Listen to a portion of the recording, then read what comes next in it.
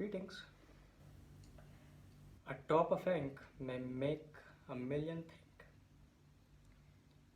You may think as to why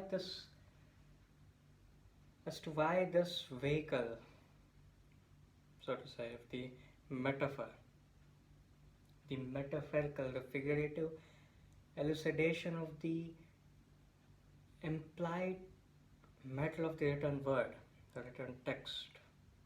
Why is it precisely that to this day this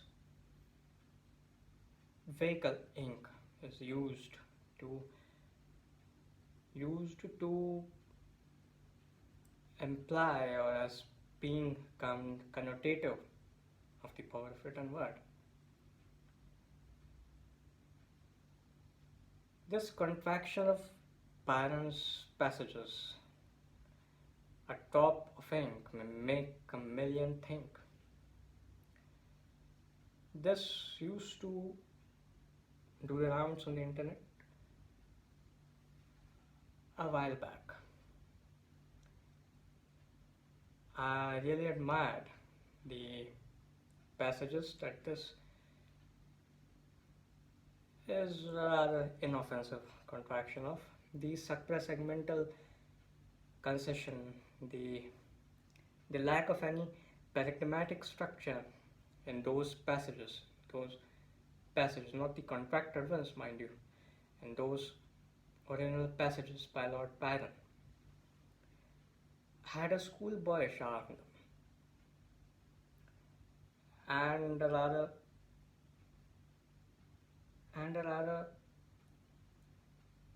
really a true sort of effectuality to it, which is itself connotative of the corporeality of a drop of ink, of a blob of ink. Well,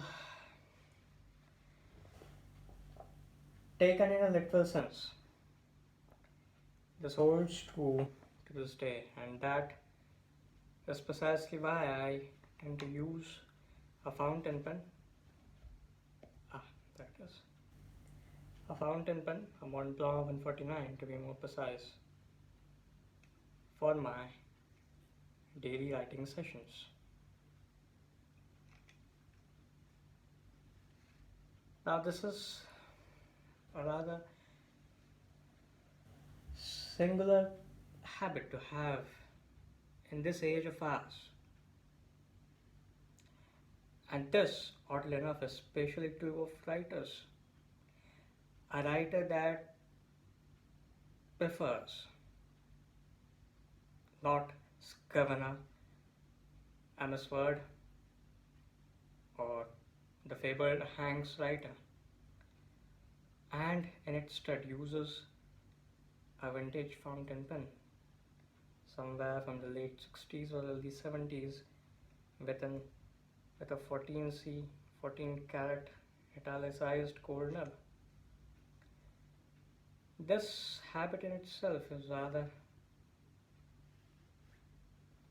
quirky, rather eccentric, somewhat in a genre cinquante en fashion, an oddity to have in a modern writer. Yet, the passages I quoted from Byron in the cusp of this video, I must reiterate as the true merit of the corporeality of both your writing session and of your writing output. When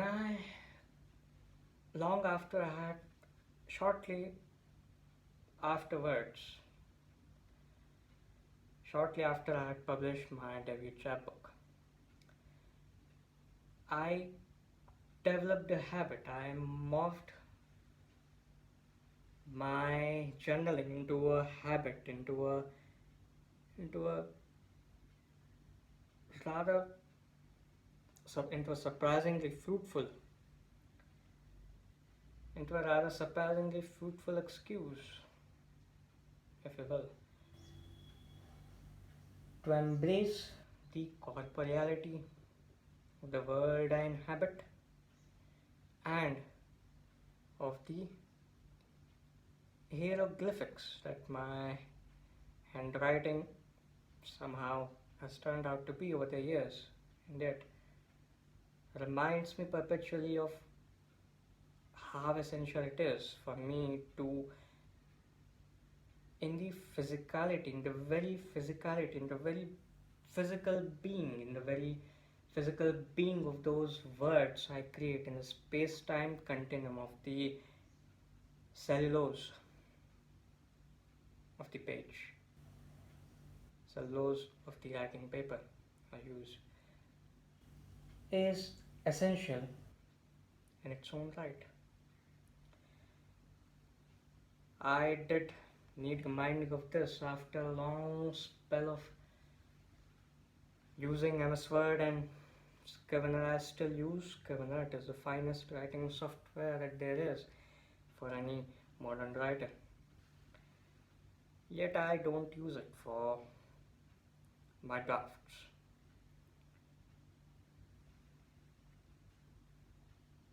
The reason why I chose this precise fountain pen was because among the triumvirate of the finest European pen makers, finest European makers of fine writing instruments, Montblanc, that famous triumvirate, Montblanc, Germany, sorry, my apologies, Montblanc, Lamy, Pelican. Among this triumvirate, I tended to get fascinated, tended to grow a morbid fascination with the cigar-shaped postmodernist sensibility of the Montblanc 149. There are few modern pens out there. There are few modern fountain pens out there, in fact. Whether they be from some reputed Japanese pen maker or whether they be from some European or North American or Korean even pen maker. There is, oddly enough, sadly enough, the marketplace these days for fountain pens is, while it is, despite its being increasingly large, it is surprising how little conventionality in the very core of a fountain pen's design and its utilitarian aspects has witnessed a somewhat sharp decline. Mind you, I don't complain against that, but as a serious working professional, a serious writing professional, as a writer who requires spending most of his days on his writing desk, writing, working, I could not afford to own a writing instrument that utilized a cartridge converter filling mechanism, which would have enabled me to write for no longer than a couple of pages. I usually cram about 2000 pages into on one side of a page. Really, I have a really crammed hand. I write in a very crammed script. I could not afford a cartridge converter filling mechanism because it would detract me too often from my liking. Besides, I wanted ergonomics and an aesthetic that would enable me to that would lure me to my writing desk oftener than I could be tempted out of it. That was really essential. That remains a vital aspect of the writing life, in fact. Beside these, I wished my writing instrument to have a nib that would not allow me to feel the tactility of the drag between this cellulose and the metal of the nib. Beside which I was highly desirous, but at the time it was not a particular fetish of mine, as it is now, as it is these days after having acquired this, years after having acquired this, in fact. Years before I acquired this, I was quite desirous of having a nib on my writing instrument that would enable me to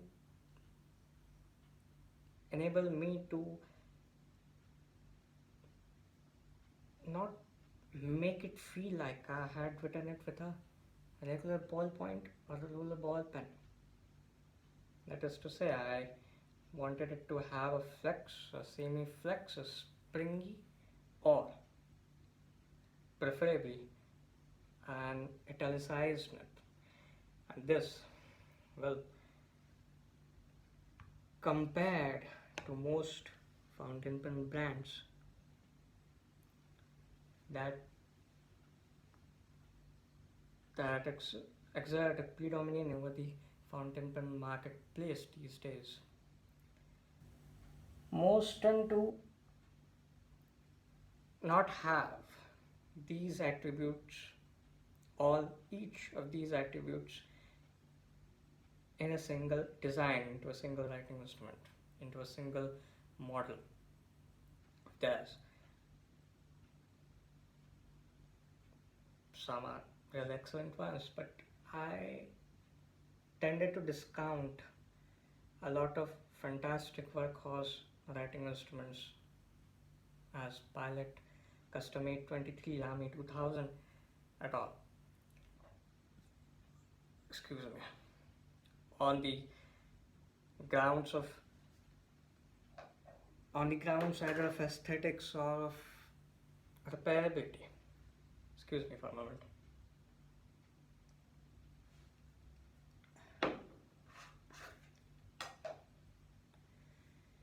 And I must say, I do not regret my decision at all. To this day, this remains to me a rather recursive writer, increasingly recursive writer. The sole companion, the one living companion with whom I can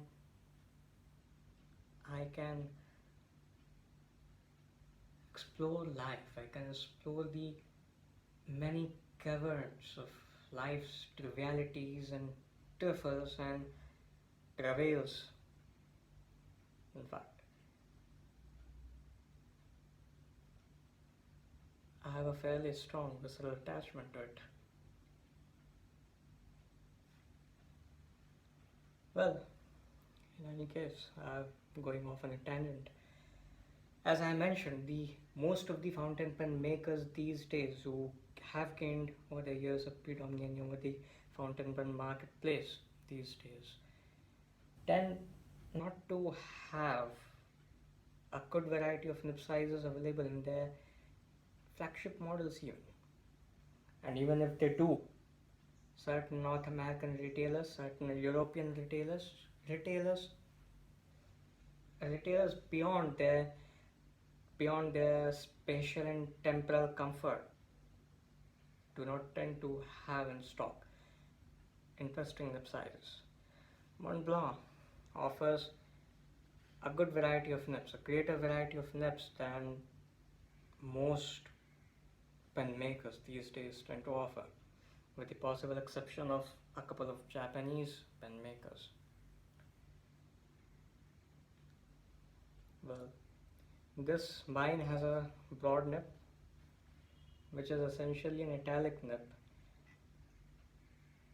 It enabled me afterwards. It enabled me afterwards to gain a lot more speed in writing, both because its glass is smooth and because its ergonomics are evidently, undeniably better, 1,000 times better than those of a ballpoint pen,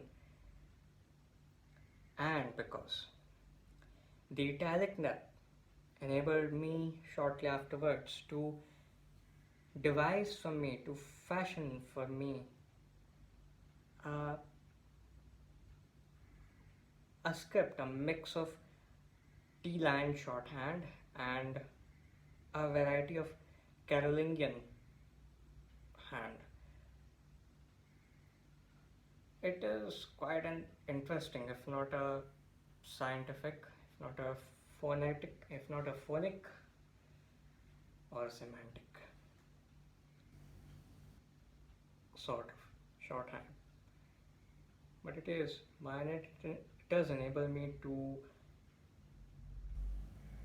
achieve a fairly rapid writing style.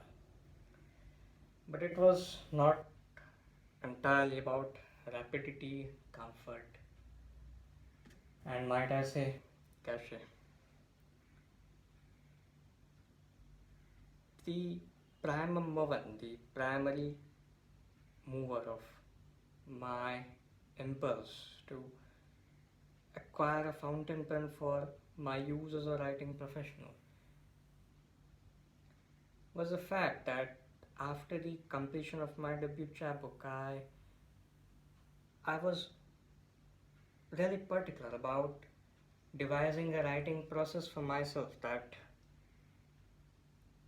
would be quite peculiar to me and would be fairly efficient, and that I was desirous more of achieving better first drafts than my first drafts used to be for my chapbook than for anything else. This enabled me to do so. It enabled me to arrive with a fair degree of comfort to a writing process that would be conducive to my aesthetics, my ethics, and my expectations that I tend to associate with my writing drafts, with my early drafts to be more precise. When I write a word, for instance, if I begin with an article, with a definite article, the, before I have jotted down the ligatures between T, H, and E, and prior to my finishing jotting the definite article, the adequate degree of speed that this fountain pen to be more precise, would afford me, with it said, I did manage to devise a writing process in which prior to finishing jotting a word, prior to having finished jotting a word, I would contemplate the semantics, semiotics, the phonics of the word that I would have it follow. This was exceedingly essential for me to have developed. It proved all the more essential, infused a lot more urgency to my writing process, in particular when my toddler arrived. Shortly after this arrived, well, that is it. The beside the utilitarian aspects of this, I, being something of a romantic, something of a crude romantic, I believe that the corporeality of the glint on the top of ink that you have that you have laid down on the page, it being a viscous liquid, a more viscous liquid than the usual fountain pennings that are available in the marketplace. I use a rather more viscous Montblanc's permanent black ink, which is a lot more viscous than the regular black, the regular ink line in its entirety, in fact. The glint of daylight on the ink that I have, on the viscous droplet of ink that I have laid down on the 90 GSM non-absorbent French paper, it has a corporeality, it has a mix of corporeality and ethereality to it, mix of corporeality and sublimity to it, because while being physical, while harboring a physical continuum, it still has that ethereality, it has that obsidian glint to it that is a lot more spiritual than is sensual or sensuous, even, if you will. Well, that is all.